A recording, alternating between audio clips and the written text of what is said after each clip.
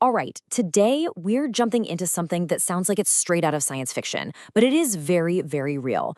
We're talking about the incredible quest to build a computer that doesn't just compute, it thinks. We're talking about building a silicon brain. So let's just start with this one. Simple question. What if our computers, the ones on our desks, in our pockets, what if they didn't run on these rigid lines of code, but could actually learn, adapt, and process information with the same insane efficiency as the human brain? So that brings us to our first section. What does it actually mean to compute like a brain? This is the core idea behind a whole new kind of machine. And here's the name for it: Neuromorphic Computing.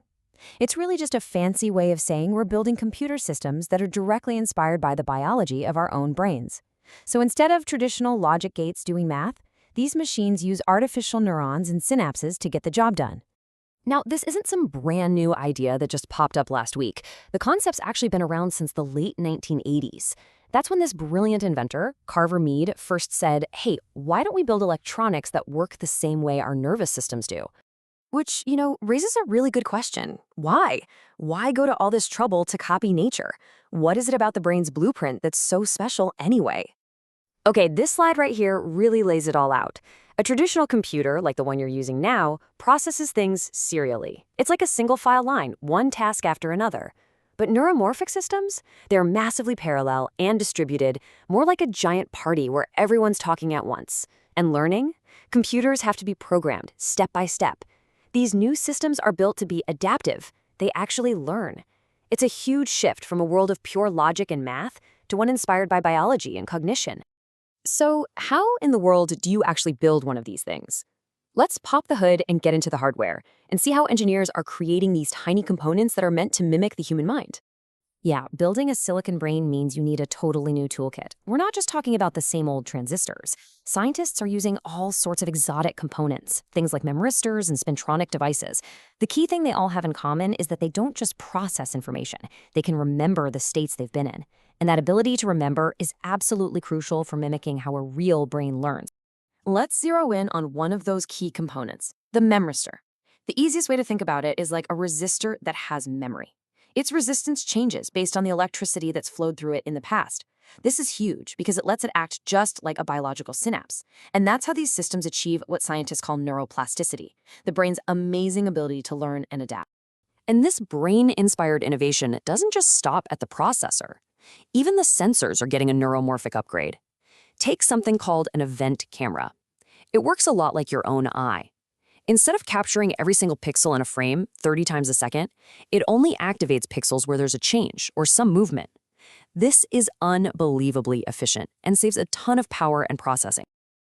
This field has been moving incredibly fast, turning what used to be just a concept into something you can actually hold in your hand. So let's just take a quick look at some of the major milestones that got us here. But before we even get to the timeline, I just want you to look at this number because it gives you a sense of the mind-blowing potential here. Back in 2016, a project in Germany built a system that operated 864 times faster than our own biological neurons. That's the kind of speed you can get when you take these biological ideas and build them into silicon. And you can really see the momentum building here. It started with academic projects back in 2006, but then the big corporate players started jumping in. IBM's True North chip in 2014 was a huge deal, a chip with 1 million programmable neurons. Then Intel followed up with its Loihi chip, designed specifically for learning right on the chip itself. And now people are even trying to combine this with quantum computing. It's just accelerating like crazy. Okay, so with all this incredible progress, where is this all going? Let's talk about the future, both the amazing applications and some of the really deep, profound questions this technology is forcing us to ask. The real-world uses for this are just immense. I mean, think about having AI on your phone that's powerful enough for advanced face or speech recognition, but it runs on a tiny fraction of the power. It wouldn't need the cloud at all. Or picture a rescue robot that can navigate a collapsed building for hours and hours on a single battery because its super efficient sensors are only processing what's changing. This could be a total game changer. But as we get better and better at mimicking the brain, we slam right into one of the biggest, most fundamental questions of all. If you build a silicon brain that's complex enough, could it wake up? Could it become conscious? And this isn't science fiction anymore. This is a very real ethical debate that's starting to happen. If a machine could be considered conscious, What rights should it have? If one of these systems creates a piece of art, who owns the copyright? I mean, these questions get right to the heart of what personhood even means. And it's not just us wondering about this stuff. Academics are taking it very seriously.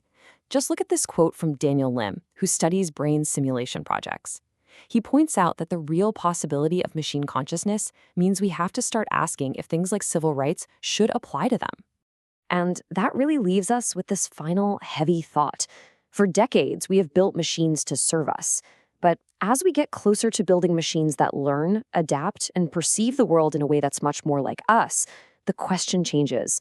It's no longer just about what they can do for us, but what duties, what responsibilities we might owe to them.